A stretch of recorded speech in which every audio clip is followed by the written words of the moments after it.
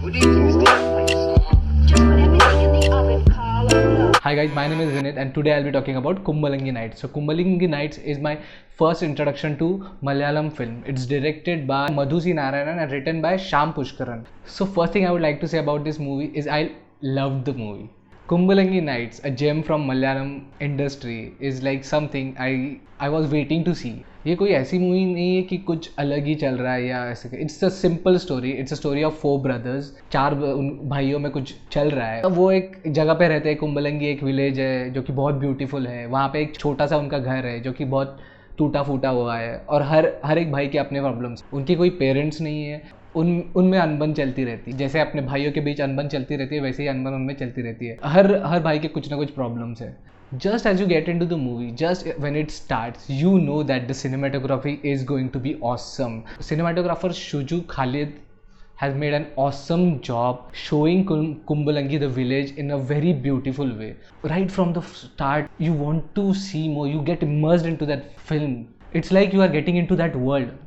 That world of Kumbalangi. अगर किसी को सिनेमाटोग्राफी देखनी है कि कैसे ब्यूटीफुली एक एक शॉट को लिया जाता है, कैसे एक सीनरी दिखाया जाते हैं, पूरा अगर मूवी देखेंगे तो ज़्यादा से ज़्यादा आप कुंबलंगी को आपको देखने को मिलेगा.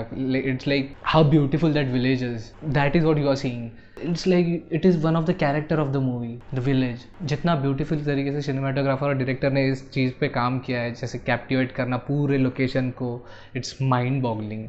One of like this is so beautiful man. This is so beautiful. Sushin Sham has done the sound, the score and the soundtrack of that was also wonderful. Each and every song, even if I didn't understand the language, was so melodious to my ears. Even that English song which it had, throughout the movie you just feel like this is like a dream. This movie is like a dream. It's so visually good. It's so soothingly nice to hear. That's how film is made. like सारी चीज़ें एक साथ जब perfectly जाते हैं तो ऐसी film बनती है. फिर कुछ अलग कैरेक्टर्स दिखाए हैं. जैसे फहाद फासिल का कैरेक्टर दिखाया है. Fahad Faasil I am a fan of, like I've seen a film called Super Deluxe. I haven't reviewed that, but after seeing that movie I became a fan of that guy.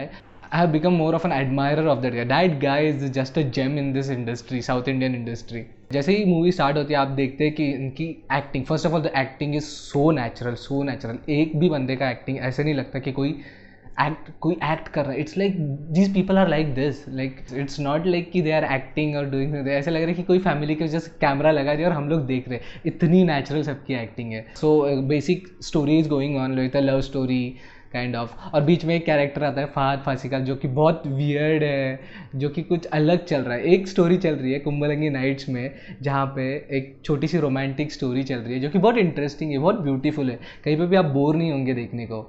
और उसके बीच में there is one character, this Fahadh Faasil character, who is little weird. I don't know what he is doing in this film, but like I don't understand what that character is exactly. It's so weird. कहानी आगे बढ़ती है जैसे कि फहाद फासिल की जो sister in law है और वन ऑफ द ब्रदर्स, उनका कुछ रोमांटिक ट्रैक होने लगता है जो कि बहुत ब्यूटीफुल है. बहुत ही क्यूट सी लव स्टोरी है.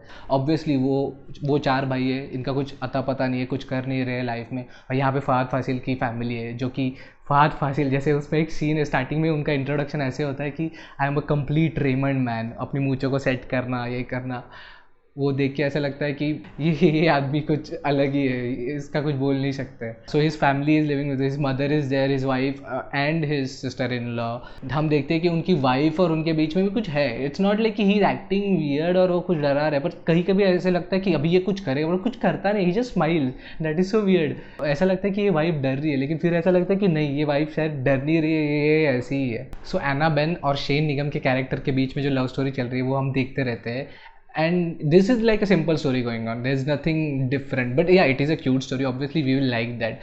But so जैसे जैसे स्टोरी आगे बढ़ती है, ये चल रहा है, फिर हम देखने लगते हैं कि जैसे सबसे बड़े भाई है उनके, the eldest of the brothers, we start thinking like he has some problem. Obviously he's going, like there's this scene जहाँ पे वो कुछ करने जाते हैं, वो एक सुसाइड करने जाते हैं. I know this is not funny, but the way they were trying to show it, I was finding it funny. Like he just goes and try to suicide because he's having so much problems. So उनका जो दोस्त आता है वो उनको बचाने आता है, और जैसे ही बचाता है obviously he falls down and he dies, and after that he realizes, he gets into a depression. He was not crying, so उनको रोना नहीं आता है, तो वो obviously एक श्रिंक के पास जाते हैं, तो जैसे ही डॉक्टर के पास जाते हैं हम वो सीन देखते हैं जहाँ पे वो फूट के उनके पास रोते हैं और बताते हैं इतने टाइम से he hasn't cried. That was so beautiful. और ऑब्वियसली वो पैरेलल चल रहा रहता है, जैसे बैक स्टोरी जो बॉबी अपने गर्लफ्रेंड को भी सेम स्टोरी पता रहता है और वो पैरेलली जो हम देखते हैं कि दोनों कितने अपने फैमिली के वजह से कितने वो अफेक्टेड थे. That was so beautiful. फिर बॉबी ठान लेता है कि उसको शादी करनी है तो उनके लिए कोई तो चाहिए. अभी इनका घर तो फुल डिसफंक्शनल चल रहा है, इनकी फैमिली पूरी डिसफंक्शनल है. उनका एक भाई है जो कि गुंगा है. So specially talking about that भाई who is mute and deaf, उनकी एक्टिंग तो बहुत सही थी. उनको डायलॉग्स की ज़रूरत ही नहीं पड़ी, जो भी था वो हम क्लिक कर रहे थे even without saying any word. उनकी लव स्टोरी हमें समझ में आ रही थी, जो कि अफ्रीकन एक्ट्रेस थी या अमेरिकन एक्ट्रेस थी, उनके साथ जो उनकी लव स्टोरी थी वो क्लियरली समझ में आ रही थी. इतनी ब्यूटीफुल तरीके से वो दोनों ने एक्ट किया है, मुझे कोई प्रॉब्लम नहीं लगा वो फॉरेनर एक्टर्स की एक्टिंग में भी. सो बॉबी ठान लेते कि मुझे शादी करनी है, तो उसको अपने बड़े भाई को मनाना है कि प्लीज़ तू मेरे साथ चल, तुझे ये रिश्ते के लिए जाना है. You have to ask the girl's brother in law for the marriage. He starts convincing him and there's this small scene where it's like I think दादा maybe अन्ना कि भाई बोल वो करके, और that was so funny. वो जाते हैं finally and we see this Fahad Fasil character again, weird. He is a hair stylist and they go there, और वो जिस तरीके से उनको actually देखा जाए तो insult करता है, पर these guys don't understand. Like वो जो बड़े भाई का कैरेक्टर उनको तो कुछ समझ, और he was one of the nicest finest actor. उनकी तो एक्टिंग बहुत ही नेचुरल थी. ये सब होने के बाद दे स्टार्ट बिल्डिंग, फिर उनका कोई ना कोई वो घर में आते जाता है कोई ना कोई, तो उनकी भी स्टोरी बनती जाती है. What I loved about this movie is how natural it was. Like it wasn't force, कोई हो रहा है बस हो रही है चीज़ें, सबको आके उनके घर में रहना है और हर एक का एक अलग अलग रीज़न है. यही रीज़न था कि बॉबी की गर्लफ्रेंड वो भी फाइनली एक्ट करती है और बोलती है अपने ब्रदर इन लॉ के against. She stands against her brother in law. वो होने के बाद ऑब्वियसली वो पैनिक करने लगता है, उसको और रेस्ट्रिक्ट करने लगता है. फिर उनको पता चलता है कि अभी ये भाग सकती है, तो भागने की तैयारी है, तो उसको और रेस्ट्रिक्ट करो, उनकी वाइफ को बोलो. फिर हम लोग आते एंड पे यहाँ तक. सो ये सिचुएशन तक आने तक कि वो भाग जाएगी अपने बॉबी के साथ, तब तक फिल्म जस्ट नॉर्मल चल रही है. फिर आप अभी आते लास्ट के 10 मिनट्स ये मूवी पूरा यू टर्न ले लेती है. जैसे वंस लाइक इट्स लाइक जो विजुअल्स आप देख रहे थे so dreamy, so wonderful, beautiful this movie. I thought it's going to be just light, और पर लास्ट के 10 मिनट्स जो ट्विस्ट आता है, जो फहद फासिल का कैरेक्टर, ऐसा नहीं कि उसको रैंडम दिखा रहे, वो बिल्ड कर रहे थे उसका कैरेक्टर जो चल रहा है उसके मन में. They were building that character little, but still we weren't in that story कि हम कुछ ऐसा एक्सपेक्ट करें. Even when he knocks the door and he gets inside, I was like maybe वो कुछ बता देंगे कि वो ठीक है मान गए यार ऐसा कुछ, बट नहीं, वो अंदर जाते हैं फिर डाउट आता है कि कुछ तो हुआ है. एंड वंस ही गेट्स, और वो पैनिक करता है. जैसे जैसे फिल्म आगे बढ़ी और हम एंड पे जाते हैं, जैसे फहद फासिल का कैरेक्टर थोड़ा अभी वो अग्रेसिव दिखने लगा है. हम लोग एक सीन देखते हैं जहाँ पे वो इनको कुछ बोलता है, बॉबी की गर्लफ्रेंड उनको कुछ बोल देती है, तो वो रूठ जाते हैं और जाके Fahadh Faasil gets into a corner, he cries for 15 minute. That was very weird.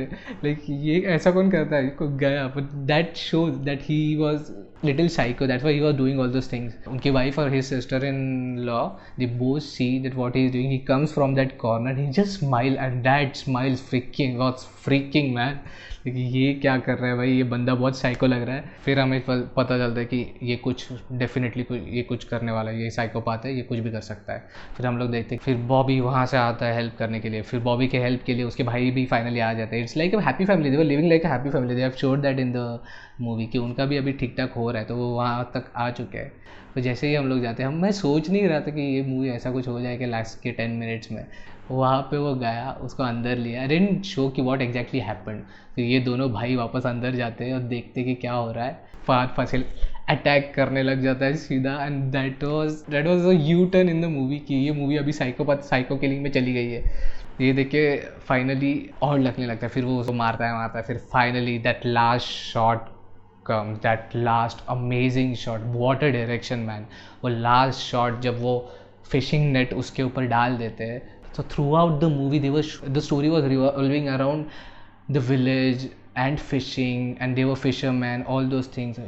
In that specific shot you get to realize that मुझे ऐसा लगा कि जैसे कि एक तालाब की गंदी मछली थी जो कि फहद फासिल का कैरेक्टर था, वही एक ये पूरे स्टोरी में एक अलग इंसान था जो कि गंदा था, जो कि साइकोपाथ था, जिसकी थिंकिंग बहुत ही गलत थी पूरे स्टोरी में. फाइनली जब वो फिश डाल के वो उसको पकड़ते हैं और वो लास्ट शॉट स्लो मोशन में जाता है, इट फेल्ट लाइक यही फाइनली वो तालाब की एक मछली थी गंदी जिसको पकड़ा गया है. ये सब लोग अब हैप्पीली अपने वर्ल्ड में रह जाएंगे. That I felt like that's a storytelling. That little shot, that little last 10 minutes of that movie, it just changed the whole perspective of the movie. उतना देख के ऐसा लगा कि this is how a story should be told. This is a Oscar material, man. Why these movies are not going to Oscar? I don't get it. Why they are not being sent to Oscars? Obviously I don't want to talk about Gulliver and all this, but these kind of movies need to go to Oscars, man. ये regional cinema, they are making so wonderful movies. अगर देखा जाए तो इसका भी budget बहुत कम था, but with that little budget they are able to make such kind of movies. It's just amazing. This is what I felt about the movie. I would want to say कि guys, I know if you have seen this, kudos to Malayalam film industry. They are making amazing movies. I really want to see more from Malayalam. If you have anything else from any industry, any language, I'm okay to see. I'm ready to watch. I just want to see more and more good films. I'm hoping to see more from this director Madhusi Narayanan. So please, if you have anything else, please let me know. I would love to see all Malayalam films if I can. If they are that good, yes, definitely. So guys, bye.